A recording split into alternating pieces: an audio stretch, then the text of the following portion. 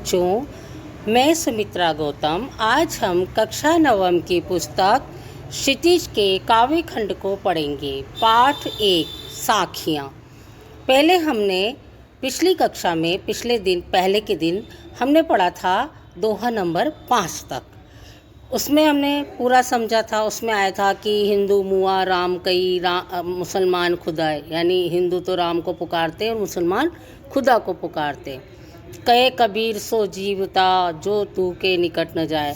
कबीरदास जी कहते हैं कि जिंदा रहते तो दोनों के निकट नहीं जाते, न तो मुसलमान खुदा के पास जाते हैं, न जो हिंदू हैं वो राम के पास जाते।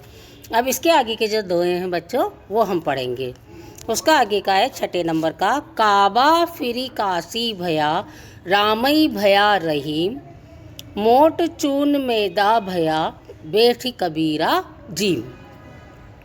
काबा फिर काशी भया। कबीरदास जी कहते हैं आप चाहे काबा जाएं, चाहे आप काशी जाएं। हिंदू तो कहाँ जाते हैं बच्चों? काशी में जाते हैं। मुस्लिम धर्म के लोग कहाँ जाते हैं? काबा में जाते हैं।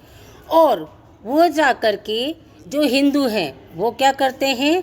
राम को पुकारते। रामई भया रहीम। वो हिंदू लोग तो राम को पुकारते हैं और मुस्लिम लोग जो है वो किसको पुकारते हैं बच्चों? रहीम को पुकारते हैं। तो देखो इसमें क्या है, राम ही भया रहीम। राम ही रहीम है और रहीम ही राम है। वो जा कर के चाहे हिंदू राम को पुकारे, चाहे मुसलमान लोग किसको पुकारे बच्चों? रहीम को पुकारे, लेकिन वो दोनों क्या है? एक ही है। मोट चून मैदा भया बैठ कबीरा जी। किस तरह से एक है बच्चों? जिस तरह से कबीरदास जी उदाहरण देते हुए कह रहे हैं कि जिस प्रकार गेहूं के पीसने से आटा बनता है।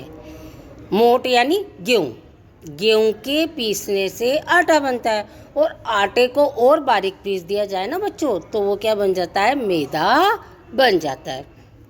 लेकिन अंत में तो क्या है बच्चों? दोनों ही खाने के काम आते हैं। अंत में क्या काम आते हैं बच्चों? दोनों ही खाने के काम आते हैं। इसी तरह से चाहे राम कहो चाहे रहीम कहो, हे तो दोनों ईश्वर ही है।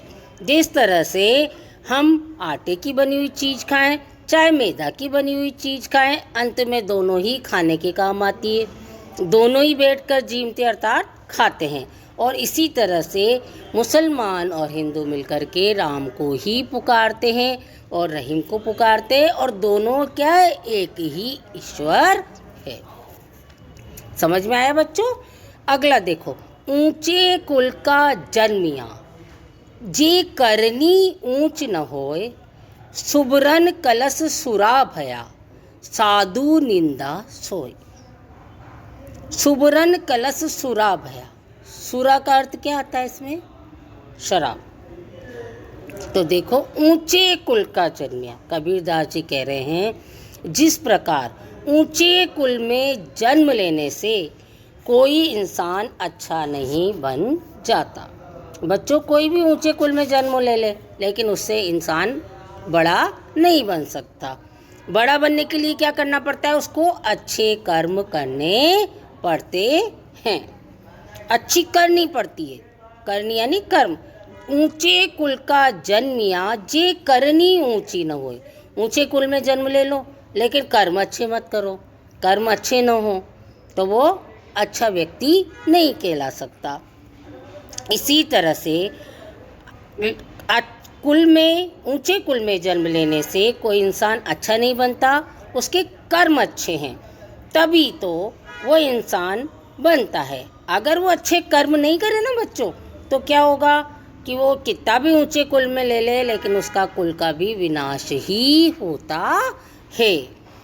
उसी प्रकार से सुबरन कलश सुरा भया। उसी तरह से सोने के कलश में, कलश होता है ना बच्चों, सोने के कलश में अगर शराब रख दी जाए, क्या रख दी जाए बच्चों? शराब। किस में? सोने के कलश में।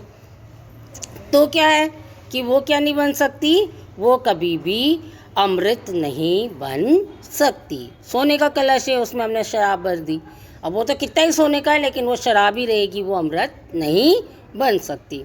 अर्थात बुरी वस्तु बुरी ही रहती है, कर्म अच्छे होना चाहिए। हमें कर्मों पर ध्यान देना चाहिए बच्चों। हमें किस पे ध्यान देना चाहिए? कर्मों पर ध्यान देना चाहिए। अच्छे व्यक्ति की भी निंदा हो जाती है अगर कर्म बुरे हों। साधु निंदा सोए, साधु है वो, सज्जन है, लेकिन उसकी भी निंदा हो जाएगी। कैसे? अगर वो कर्म अच्छे नहीं करेगा। अब आगे का पढ़ेंगे हम बच्चों, शब्द। अगले का नाम क्या है? शब्द। कवि के, इसमें भी इसके कवि कौन है? कबीरदास जी। कवि कह रहे हैं, क्या कह रहे हैं? मोको कहाँ ढूंढे बंदे, मैं तो तेरे पास में, नामे देवल नामे मस्जिद, ना काबे कैलाश में। कवि कहते हैं कि मनुष्य ईश्वर को हर स्थान पर ढूंढता है। कोई मंदिर में जाके ढूंढता है, कोई मस्जिद में ढूंढता है, कोई धार्मिक स्थल धर्म यात्रा करने जाते हैं वहाँ काबे में ढूंढता है, कोई कैलाश में ढूंढता है। तो कबीरदास जी क्या कह रहे हैं?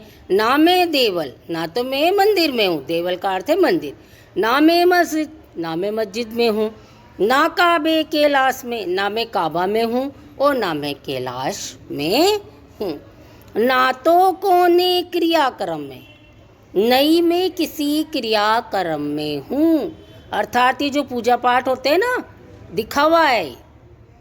मन से ईश्वर को 2 मिनट याद कर लो। तो वो क्या कह रहे हैं? ना मैं कोने, ना तो कोने क्रियाक्रम में, मैं किसी पूजा पाठ में भी नहीं हूँ, नहीं योग वैराग में, और मैं किसी योगी के या वैराग्य के अंदर भी नहीं हूँ कि मनुष्य सोचे कि हम योगी बन जाते हैं, हम तपस्वी बन जाते हैं, फिर ईश्वर की प्राप्ति हो जाएगी। ऐसा नहीं है। खोजी होए तो तुरते मिलियो, अगर आपको मुझे खोजना है, ईश्वर कह रहे, अगर आपको ईश्वर को खोजना है पल भर की तलाश में, तो खोजी होए तो तुरते मिलियो, तुरंत मिल जाएंगे। कब? पल भर की तलाश में, थोड़ी सी देर की तलाश में, पल भर की तलाश में आपको ईश्वर मिल जाएंगे। कहे कबीर सुनो भई साधो, सब सांसों की सांस में। कबीरदास जी कह रहे हैं, हे सज्जनों सुनो, मैं जो कह रहा हूँ, क्या कह रहे हैं कबीरदास जी? कि ईश्वर सब सांसों की सांस में, हर व्यक्ति जो सांस लेता है ना, उसमें ईश्वर निवास करता है।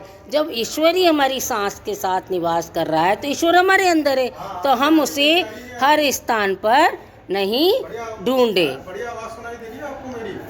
धन्यवाद बच्चों।